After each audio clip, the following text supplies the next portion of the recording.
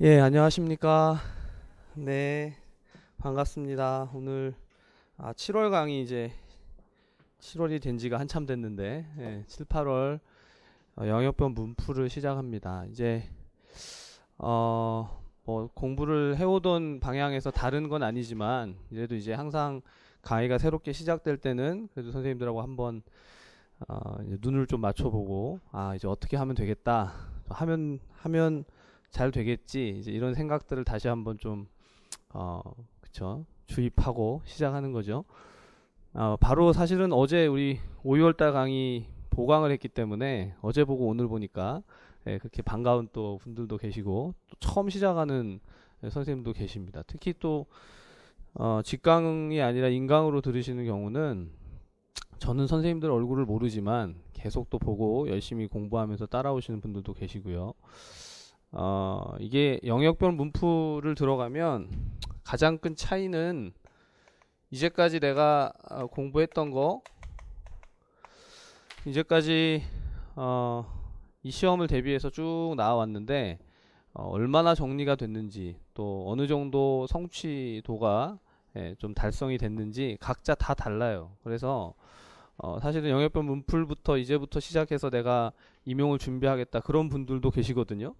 그러니까 이제 1월 달부터 공부하셨던 선생님들은 아니 어떻게 그런 일이 가능한가? 지금부터 공부를 해서 어떻게 하겠다는 거지? 근데 그건 사람마다 다 다르기 때문에 지금부터 최선을 다해서 열심히 또 준비하면 우리가 항상 말하지만 시험 문제가 뭐 나오는지만 알면요. 그러면 잘 볼 수 있습니다. 그렇죠? 시험에 뭐가 출제되는지 어떻게 대비를 해야 되는지만 우리가 정확히 숙지할 수 있다면 그러면 어려운 시험이 아니죠. 다만 이제 그걸 모르기 때문에 항상 문제는 그거잖아요. 작년에 출제된 문제는 우리가 다 가지고 있는데 올해 출제될 문제는 아직 안 가지고 있습니다. 손에 들고 있지 않으니까 준비를 하는데 시간이 걸리고 또 여러 가지 또 준비 과정에서 어려움들이 있는 거죠. 그런데 7, 8월은 그걸 이제 조금이라도 그런 일종의 제가 생각할 때는 불확실성이라고 봐요. 확실하면 확실한 것만 하면 되죠. 선생님들이 제일 좋아하시는 게 뭐냐면 시험에 나올 것만 좀 강의를 해줬으면 좋겠다. 시험에 안 나올 거는 하지 말고 시험에 나올 것만 딱 찍어서 좀 보여주면 그것만 하면 얼마나 효율적이에요. 시간도 절약하고. 근데 아시다시피 시험은 항상 불확실성을 갖습니다. 무엇이 확실하게 출제된다라고 얘기할 수 있는 게 사실 없어요. 시험장에 들어가시는 선생님들이 저보다 더 먼저 보시게 될 거예요. 올해 시험에서. 시험장에 딱 들어가서 시험 문제를 딱 받아드는 순간 이게 나왔구나. 저게 나왔구나. 그쵸? 이건 생각지 못했던 게 또 보여지는 거예요. 여러 가지를 선생님들이 저보다 더 먼저 보시게 될 거예요. 근데 이제 시험장에 가기 전까지 계속해서 하는 작업이 뭐냐면 이 불확실성을 최소화하는 거죠. 줄이는 겁니다. 어떻게 하면 시험에 출제될 것을 좀 예측하고 또 시험에 무슨 문제들이 출제된다고 했을 때 그것에 대한 나의 적응력 내지는 내가 답안을 쓸 수 있는 능력을 높일 것인가. 제가 농담처럼 하는 것 같지만 문제를 알면 공부를 별로 할 필요가 없어요. 나올 문제가 뭔지가 정확하면 거기에 답만 공부하면 되잖아요. 그죠? 근데 이 문제가 뭐가 출제되는지가 불확실하고 그리고 내가 답으로 쓸 수 있는 능력이 불확실하죠. 그렇죠. 문제를 안다고 다 답을 쓸 수 있느냐? 그게 아니잖아요. 만약에 문제를 알고 답을 정확하게 알면 그런 문제가 안 되는데. 그래서 지금 이 이후의 기간에는 그 불확실성을 줄이기 위해서 내가 답을 작성할 수 있는 능력을 높이고, 그죠? 문제가 어떤 형태의 문제들이 출제될 수 있는지를 우리가 최선을 다해서 좀 살펴봐서 그 간격을, 그 갭을 줄이는 겁니다. 그래서 이걸 영역별로 잘라서 준비를 하는 거죠. 사실은 이렇게도 말해요. 선생님들 나중에 모의고사 강의 때쯤 가면 이걸 그냥 1월부터 계속 하지. 1월부터 11월까지 모의고사 강의만 쫙 하면 매 모의고사 여러 가지 형태의 문제들을 다 보고 그 중에서 문제를 만약에 매주 한 20개, 30개, 뭐 많게는 40개 정도 40문제를 50주 동안 보면 문제가 몇 개죠? 계산이 안 되세요? 40문제를 50주 동안 보면 2000문제, 그냥 2000문제, 예상, 출제 예상 2000제 해가지고 그거 풀고 시험장에 들어가면 어떻게 될 것 같으세요? 예, all or nothing이죠. 될 수도 있고 안 될 수도 있어요. 그것도 가능성이 없는 건 아닙니다. 왜냐하면 이 시험이 불확실하기 때문에. 재밌는 것은 그렇게 준비를 해도 문제에 대한 해결 능력이 안 생기는 건 아니지만 왜 그럼 영역별로 쪼개고 영역별로 나누어서 준비를 해가냐면 그렇게 해갈 때 선생님들이 알고 모르는 것을 더 분명하게 좀 확인할 수 있다는 거예요. 2000문제를 그냥 2000문제를 거의 체할 정도로 소화불량 걸릴 정도로 다 던져주고 자 이걸 푸시면 이 중에서 문제가 나올 수도 있고 안 나올 수도 있습니다. 이런 게 아니고 영역별로 다 나누어서 선생님들 각자가 나는 이 부분이 좀 부족한 것 같아. 나는 여기가 좀 자신 있는 것 같아. 이런 것을 쭉 다 오버뷰 해보고 제가 늘 쓰는 말이 그거죠. 우리 전체 영역이 있을 때 이 영역을 쭉 나열하고 나서 OX를 본다고요. OX가 딱 분리가 되는 거예요. 어떤 건 알고 어떤 건 몰라요. 그쵸? 그러니까 선생님들 그냥 쉽게 지금부터 8월달 강의까지 8회 동안은 뭘 하는 거냐면 내가 뭘 알고 내가 뭘 모르는지를 계속 분간하시고 안다면 더 확실하게 알 수 있도록 내용들은 이제 숙지해가고 암기해가는 과정이 필요한 겁니다. 모르면요? 어떻게 하면 돼요? 모르는구나 하고 계속 그냥 놔두고 가요? 계속 모르고? 그게 아니죠. 모르는 걸 이제 모르는 걸 세모로 동그라미로 바꿔가는 것이 필요하다. 그래서 제가 5, 6월달 마지막 강의까지 계속 말씀드리는 게 선생님들 7, 8월에 가면 이제 암기를 하셔야 됩니다. 모르면 외우세요. 그렇죠? 이런 문제가 있고 이런 내용이 있으니까 이제 내가 이걸 모르면 머릿속에 집어넣어야겠구나. 이제 뭐 이해하고 논리적으로 해석하고 뭐 이런 단계를 좀 지나갔다고 생각하셔도 돼요. 이제 약간은 시급성을 가지고 내가 이걸 모르니까 이제 내가 머릿속에 집어넣어야겠구나. 그래서 제가 드리는 자료도 가급적이면 자료를 방대하게 드리는 게 중요한 게 아니라 이 자료 안에서 무엇을 암기해야 되는지. 그러니까 이 자료, 제가 드리는 자료는 이제 그렇게 말씀드리면 제일 좋죠. 제가 드리는 자료만 다 외우세요. 그러면 합격할 수 있습니다. 이렇게 얘기하면 참 좋잖아요.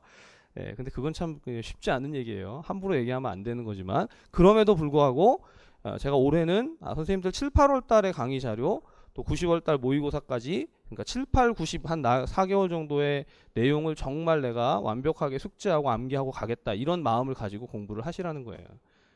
저도 옛날엔 그게 좀 불안했는데 보니까 되더라고요. 결국 그거예요. 자기의 이 지식체를 좀 눈덩이 굴리듯이 잘 많이 확장을 시켜가지고 시험장에 가면 아까 제가 2000문제 얘기했는데 7, 8, 90 하면 문제수가 적지 않아요. 굉장히 많은 문제입니다. 근데 거기에 문제들을 한 7, 80% 정도 내가 잘 해결해낼 수 있다. 그러니까 풀어낼 수 있다라고 한다면 그러면 시험장에 가서도 유효할 수밖에 없어요. 그러니까 쉽게 생각하세요. 이제까지 공부했던 거 공부를 내가 이제까지 했는데 머릿속에 남는 게 없습니다. 다 그래요. 다. 누구나 다. 공부한 게 머릿속에 다 남아있으면 공부를 안 하죠. 안 그래요? 항상 첫 시간에 느끼는 그 부담감은 이제까지 공부를 같이 해왔어도 첫날 이제 7, 8월 강의 뭐 계속 새로운 개강을 시작해서 선생님들 딱 만나잖아요. 다들 이 표정들이 표정이 다 이렇게 인상을 딱 쓰시고 한번 해봐. 제가 하는 게 아니죠. 그죠? 이제 이번 강의부터는 선생님들이 정말 본격적으로 강의에 인볼브가 돼서 문제를 푸는 거예요. 문제 풀어보고 답도 맞춰보고 그리고 이제 제가 물론 해설을 해드리겠지만 해설의 맥락이 결국 문제에 대한 해결이고 뭘 암기해 가야 하는지를 정확하게 알려드리는 작업입니다. 그래서 뭐 이미 그런 각오로 오셨겠지만 7, 8월 달은 매주 오시면 오늘은 제가 지금 처음 시작할 때 OT를 겸해서 말씀을 드리지만 매주 오시면 문제를 푸는 거예요. 시험 세팅하고 가급적 똑같이 만들어서 문제 수도 제가 2교시, 3교시 문제수를 시험에서 실제 출제됐던 문제수와 동일하게 맞춥니다. 그리고 물론 이제 강의를 할 때는 해설 강의를 할 때는 그 순서대로 1번, 2번, 3번, 4번 이렇게 가는 게 아니라 이제 이 전체 문제에 대한 순서를 좀 뒤바꿔서 우리 지역사회 간호학 순서에 맞추어서 그렇게 강의를 해요. 작년에도 그렇게 했는데 그게 좀 유효한 것 같아요. 결국은 지역, 정신, 성인, 여성, 아동 이렇게 쭉 가면 그 오더가 있잖아요. 그 순서가 그러니까 이 강론의 순서를 말합니다. 그 순서대로 강의를 진행을 하되 선생님들 문제를 푸실 때는 이게 좀 뒤바뀌어 있습니다. 그러니까 이제 실전처럼 문제를 풀고 같이 복습을 할 때는 해설을 할 때는 이 문제는 어디에 나온 문제인데 몇 번 문제인데 영역은 여기다 이렇게 이제 쭉 풀어서 갈 겁니다. 자, 그래서 다들 이제 문제 푸실 준비가 되셨죠? 네, 문제 풀 준비는 뭐죠? 네, 펜만 하나 있으면 돼요. 뭐 이렇게 책 들고 오고 이런 거는 필요 없어요. 예, 근데 제가 말씀드리는 건 강론서를 들고 오시면 그걸 레퍼런스 삼아서 써보시는 것도 나쁘지 않습니다. 작년에 합격하신 선생님 한 분을 보니까 정말 7, 8월 달 강의를 할 때 시작하면서 문제를 드리는데 한숨을 쉬다가 저는 모르겠어요. 그냥 보고 쓸게요. 이런 분도 계셨거든요. 근데 그렇게 보고 쓰고 연습을 해가지고 마지막까지 가니까 합격을 하더라고요.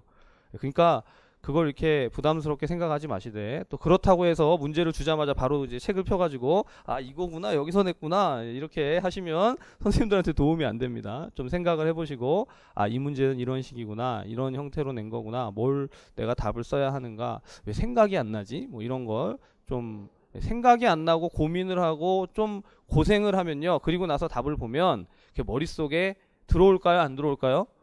들어와요. 그래서 선생님들이 문제를 풀 때 모의고사를, 이제 우리 영역별 문풀이지만 전 모의고사나 다름없는데 이걸 할 때 고생하잖아요. 문제를 풀면서 막 이제 애를 쓰잖아요. 그러면 그거는 공부를 안 해도 해설 강의할 때 암기되게 돼 있습니다. 쉽게 말하면.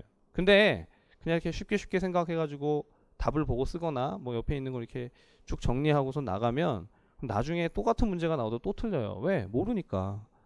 그러니까 이제 애쓰고 좀 고생하고 고민하고 좀 이렇게 노력을 하는 과정이 필요한데, 그래서 시험 치는 시간을요, 어떤 선생님들은 이러세요. 영역별 문풀을 하든 모의고사를 하든 시험 시간이 몇 시부터 몇 시까지입니다. 그러면 그 시간에는 그냥 강의가 진행되는 게 아니니까 안 오시고 해설 강의 시작될 때만 오시는 경우가 있어요. 그래서 사실 인강 들으시는 선생님들한테 제가 꼭 말씀드리는 게 문제를 풀어봐야 됩니다.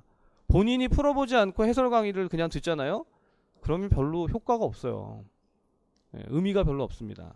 반드시 그 시간을 그렇다고 막 타이트하게 드리지 않을 테니까, 그렇다고 또 막 무진장 드릴 수는 없는 거죠. 정확한 시간을 드리면 그 시간 안에는 반드시 시험 친다고 생각하고 실전처럼 문제를 푸셔야, 그래야 나중에 시험장에 가서 모의고사 칠 때처럼 편안하게 시험을 치실 수 있어요.